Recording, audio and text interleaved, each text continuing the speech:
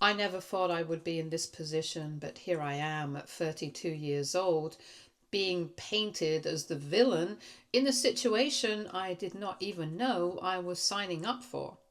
My family is blowing up my phone, and I need perspective because I do not know if I'm being reasonable or if I really am the selfish one here. I'm the oldest of three siblings. My sister Emma is 29. We have a younger brother who is not really involved in this situation. Emma and I were never close. We grew up differently and our lives went in opposite directions. I went to college, got a degree in marketing, and worked my way up in a tech company.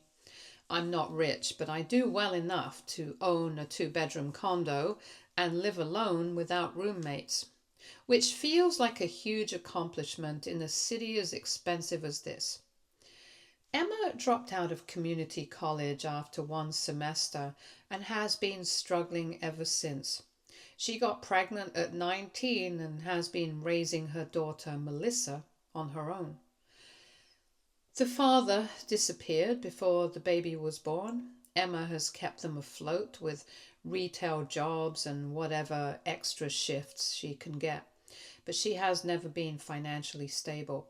They live in a small apartment in our hometown in eastern Washington. I help when I can, sending money for birthdays and Christmas, but I see them only a couple of times a year. I feel bad about her situation, but I also learned a long time ago that I cannot fix Emma's life for her, especially when she keeps repeating mistakes. I worked hard to build my independence, and I protect my space and peace. 3 weeks ago, Emma texted me with something surprising. Melissa, who's now 15, had a school project coming up where she needed to interview someone in a professional field and write a report about their career path. Emma said Melissa had chosen me because she thought marketing sounded interesting. I was touched. I hardly know Melissa, but she always seemed smart and polite, and I thought it would be a nice chance to connect. I agreed right away. I even prepared for it, making notes about my career, how I got started, what a typical day looks like, and some examples of projects I had worked on. I wanted to make it useful and interesting for her. We had the video call next Saturday. Melissa asked great questions about my job, what classes I took in college, how I got my first role, and what skills were important. The call went on for over an hour, much longer than I expected. Towards the end, though, the questions turned more personal. She asked what it was like living in Seattle, if I liked living alone, whether my neighborhood was safe, what the schools were like nearby, and how big my apartment was. I did not think much of it at the time. I figured she was just curious about city life, since she had only ever known a small town. I answered honestly, telling her I loved my neighborhood, that there were excellent schools in the area, and my condo had 2 bedrooms, one of which I used as a home office. We ended the call on a good note. I told her to send me her report when it was finished, and she thanked me. I felt great about it. I even texted Emma afterwards saying how nice it was to connect with Melissa and that she seemed like a really bright kid. Emma responded with a lot of heart emojis and said something like, "This could be really good for everyone." The phrasing struck me as odd, but I brushed it off. 5 days later, I got a phone call from Emma in the middle of my workday. She never calls, so I assumed something urgent had happened. Instead, she launched into a speech about how limited Melissa's opportunities were in their small town, how the schools were not good, how there were no advanced programs, and how she had no idea how she would ever afford college for her daughter. I listened, not sure where she was going with it. Then Emma dropped the bomb. She said Melissa had been talking non-stop about Seattle since the interview. She had even researched the local high school near me and discovered it had great college prep programs. Emma asked if Melissa could move in with me until she graduated. I was stunned. Emma explained that it would only be for about 2.5 years, that Melissa would have access to better education, that I had the space, and that Melissa was a good kid who would not cause problems. She added that she would try to send money for expenses, though we both knew that was unlikely. I was so caught off guard that I did not say so immediately. I told her it was a big decision and I needed time to think. Emma said she understood but wanted an answer soon so they could prepare before the school year. Afterwards, I felt sick. Suddenly the whole interview made sense. It was not just a school project. It had been a way of gathering information about my home, my neighborhood, my lifestyle, to see if I could be a suitable guardian. I felt manipulated. I spent 2 days agonizing over it. I talked to my boyfriend and my best friend. The truth was clear. I could not do it. Taking in a teenager for 2.5 years would upend my entire life. My job is demanding. I travel for work. I'm not equipped to be a parent. What would happen when I was away for business? What about my boyfriend staying over? My condo is my sanctuary, and I was not ready to give up my independence. There were financial concerns too. Food, clothes, school supplies, activities, medical care, maybe even legal guardianship. The expenses and responsibilities would fall on me. Beyond that, Melissa and I barely know each other. What if we did not get along? What if she resented living with me instead of her mother? The whole thing was overwhelming. So I called Emma back and told her no. I explained gently but firmly that I could not take on such a responsibility. I offered to help in other ways, like contributing to a college fund or paying for SAT prep, but I could not house and raise a teenager. Emma did not take it well. She cried, saying I was her daughter's only chance, that I was selfish, that I had space and money I refused to share with family. She said Melissa had been excited and had researched the school and was already dreaming of moving in with me. I felt awful, but I held my ground. And then things got worse. Emma told Melissa that I had agreed to take her in, which is completely false. I never promised anything, but now Melissa believes I backed out after making a commitment. Emma spread this version of the story to our family. Suddenly, my mom was calling me in tears, saying I was breaking Melissa's heart. My dad texted urging me to reconsider because this could change Melissa's life. Aunts and cousins messaged me saying they could not believe I had turned my back on family. In Emma's story, I had given hope to a vulnerable teenager and then crushed it. I tried to explain that I was tricked into an interview that was really a test, that I never made promises, but Emma's version was more compelling. The poor single mom and her daughter were asking for a chance, but were rejected by the successful sister who had the means to help but refused. In the family group chat, I was crucified. The guilt started eating me alive. I imagined Melissa crying, disappointed, feeling abandoned, but I also felt angry. Emma had put me in this position by lying about the interview and by telling Melissa it was happening before I had even decided. She set her daughter up for heartbreak. My boyfriend insists I did the right thing and says Emma is manipulative. My best friend agrees but thinks I should have said no immediately instead of leaving Emma with hope. My mom thinks I'm selfish and should step up. My dad is more understanding but still wishes I would reconsider. I'm torn between two truths. On one hand, I know I'm not equipped to raise a teenager and have the right to protect my life, independence and peace. On the other, I feel like I have ruined my niece's future. Emma keeps texting me that Melissa is crying and will not talk to her, and that I have damaged her trust in adults. I want good things for Melissa, but I also know taking her in is not the solution. I cannot parent someone else's child. I cannot become financially and emotionally responsible for a teenager I barely know. I cannot sacrifice my life in a way that I am not prepared for. So I am stuck. My family sees me as the villain. Emma is furious and Melissa is heartbroken. But all I did was say no to something that was too much for me. AITA for refusing to take in my niece? Should I be stepping up even though it would completely upend my life?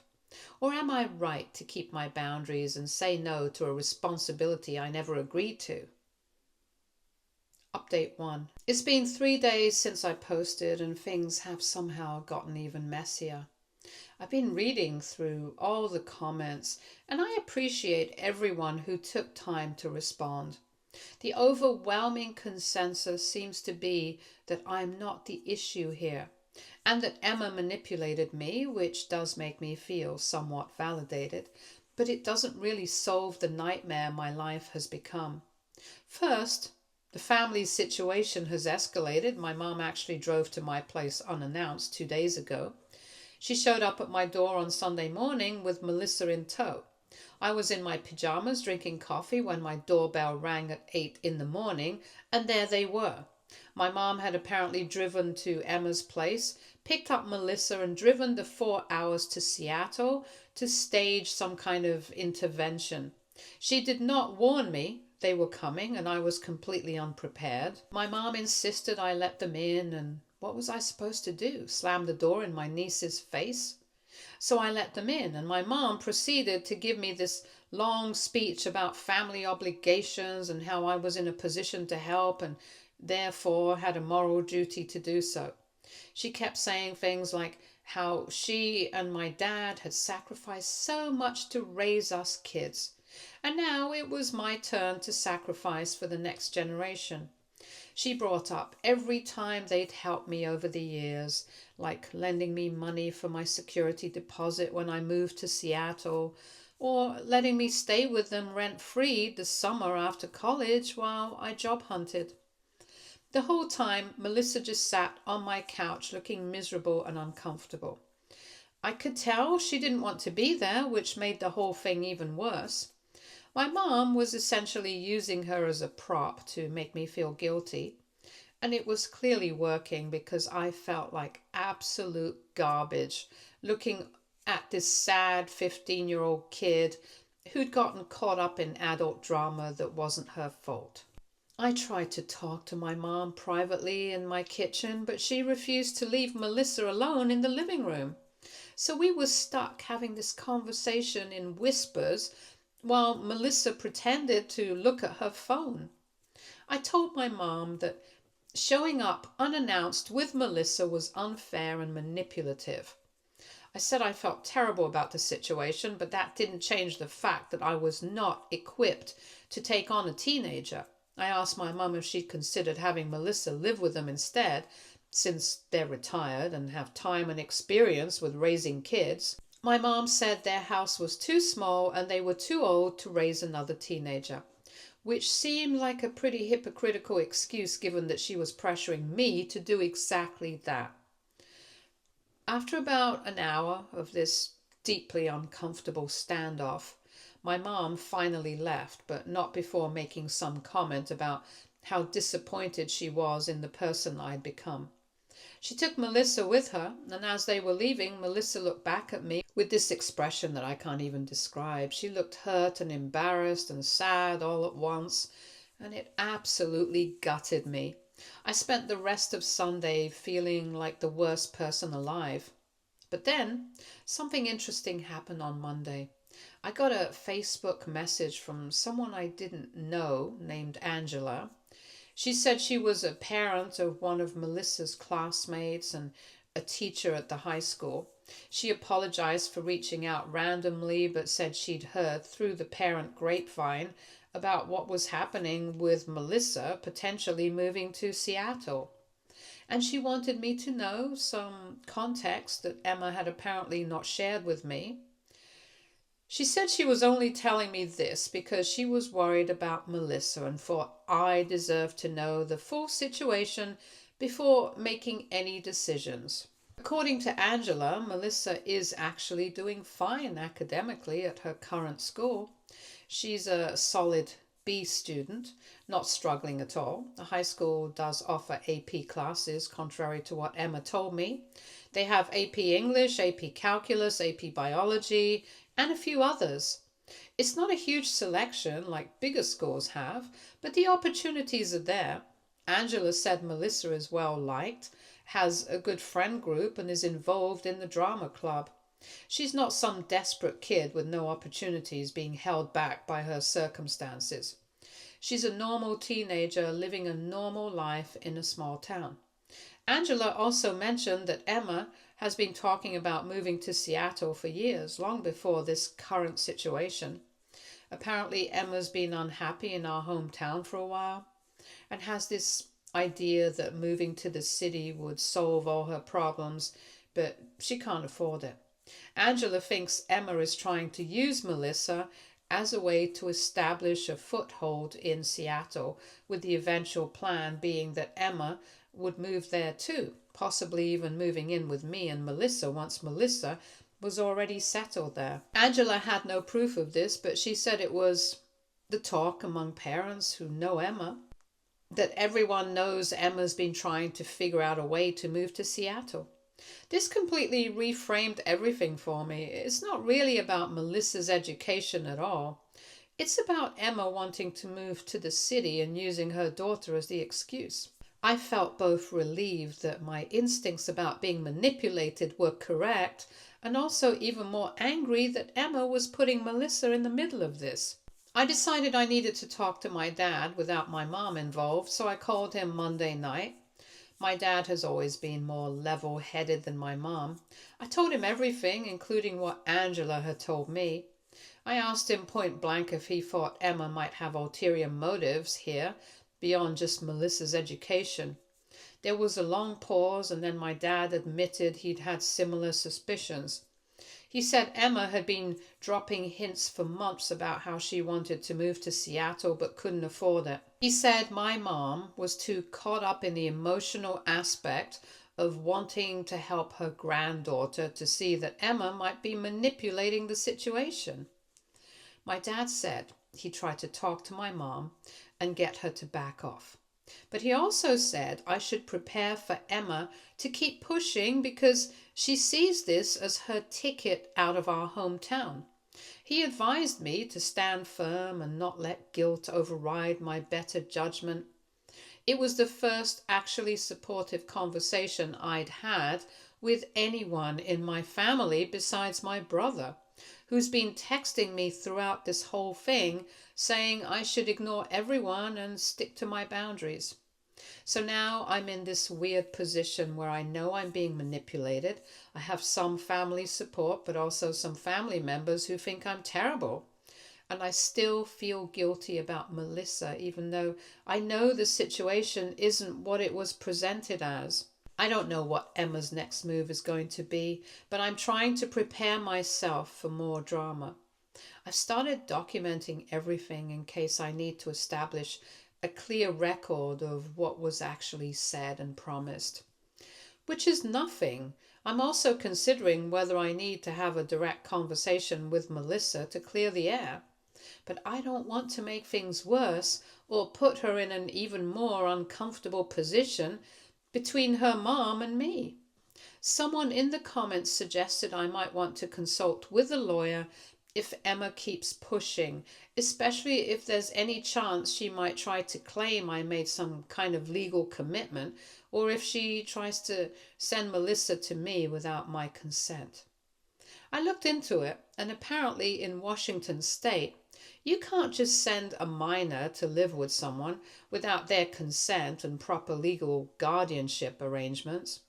So, at least I know Emma can't just show up with Melissa and her stuff and drop her off, though I wouldn't put anything past her at this point. I'm emotionally exhausted from all this. I feel like I've been put in an impossible situation where no matter what I do, someone's going to be hurt and someone's going to think I'm the bad guy.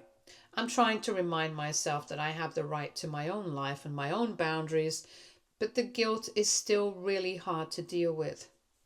Update 2. Yesterday, something happened that I did not see coming at all, and I'm still trying to process it. In the afternoon, while I was working from home, my doorbell rang around 2, and when I checked the camera, I saw it was Melissa. She was alone, without Emma or my mom, which immediately made me concerned because she should have been in school. I had no idea how she had gotten to Seattle.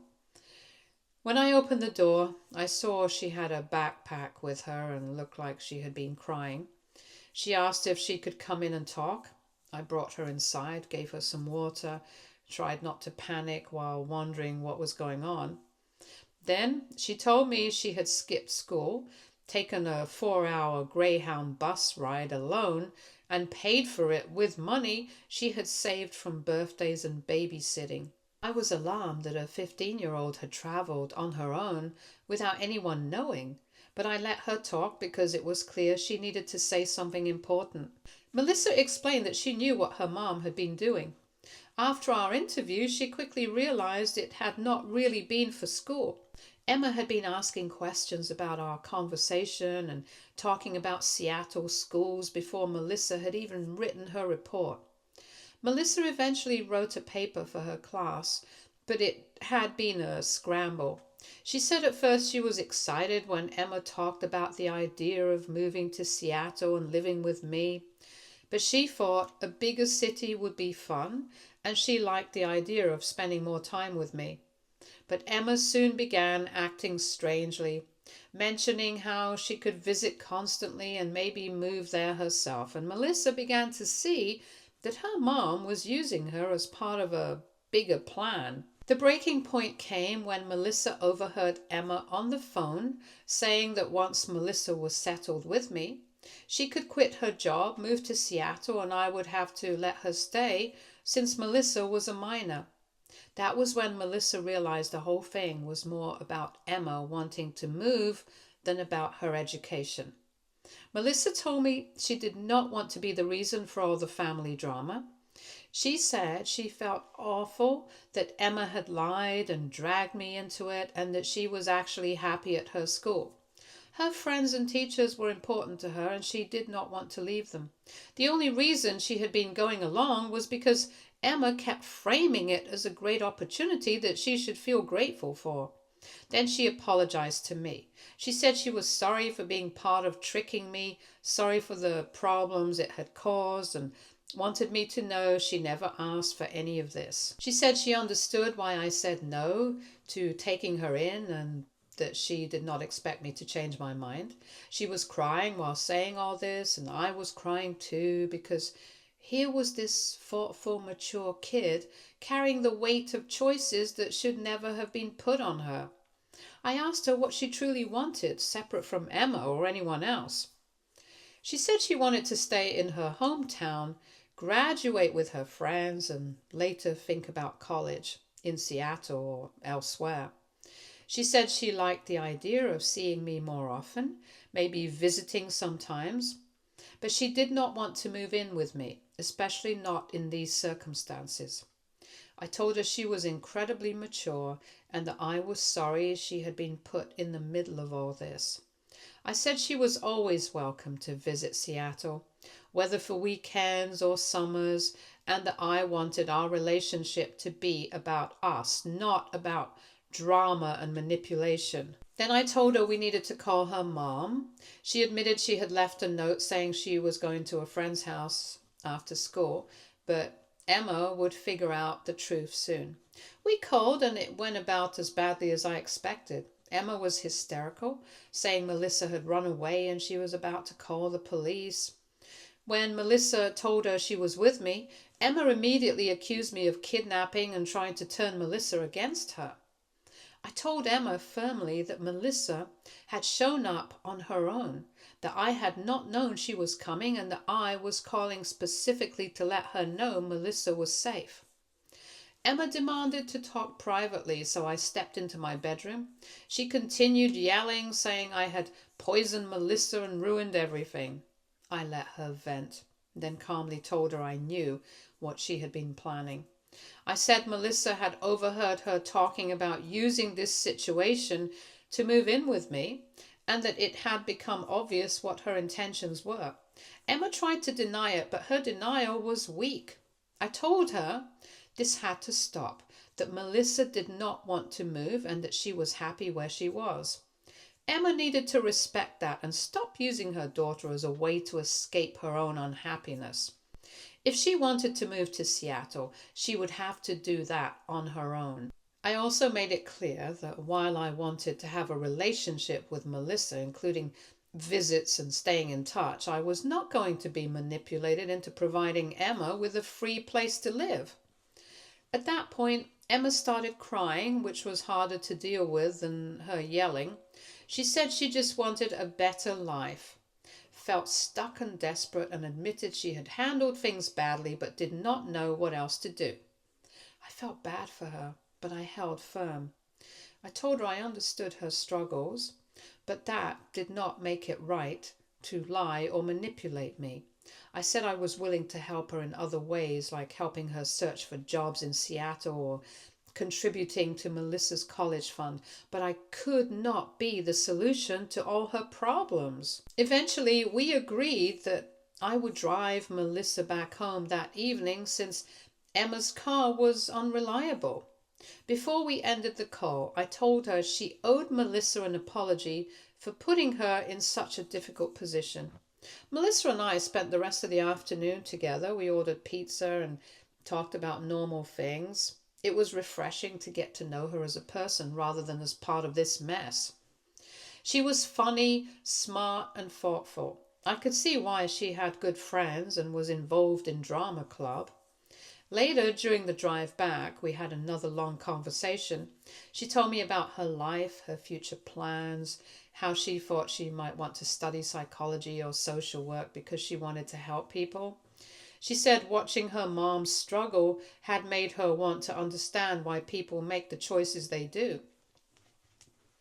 I told her I thought that was a wonderful goal and that I would be glad to help her however I could, whether with applications, essays, or advice. So yeah, not that bad of a day. Update 3. It has been 3 days since my last update and things have finally started to calm down. I never thought I would get to this point, but it feels like we've reached some kind of resolution, or at least the beginning of one.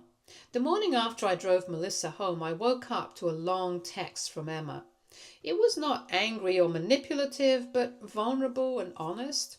She apologized for everything, for lying about the interview, for telling Melissa it was happening before confirming with me, for spreading the story to the family that I had made promises I never made. She said that talking to Melissa after they got home had been a wake-up call. Melissa told her that it felt like Emma was more interested in using her as a way to escape than actually listening to what Melissa wanted. That had hit Emma hard. Emma admitted that she had been unhappy for years and had been fixating on Seattle as a kind of magical solution, a place where all her problems would disappear. She said she realized she had been trying to force an answer instead of working on her life where she was. She said she knew she had damaged her relationship with Melissa and possibly ruined any chance of me wanting to be part of their lives. She said she would understand if I never wanted to talk to her again. I did not respond right away. I needed time to think about what I wanted to say. I spent most of that day reflecting, and by evening I decided to call her instead of texting back. It felt like a conversation that required actual voices. The call was difficult, but ultimately good. Emma sounded genuinely remorseful, and for the first time in maybe ever, we had an honest conversation about our lives. She talked about how hard it has been being a single mom, how isolated she feels in the small town, how watching me live what looked like a successful life in the city made her feel like she had taken a wrong turn somewhere. I told her that I understood feeling stuck, but that burning bridges and manipulating people was not going to get her unstuck. I also told her that my life is not as perfect as it looks from the outside, that I deal with stress and loneliness too, just in different ways. We talked about Melissa and what would really be best for her. Emma admitted that Melissa had been clear about wanting to stay, but she had been ignoring it because it did not fit with her own plans.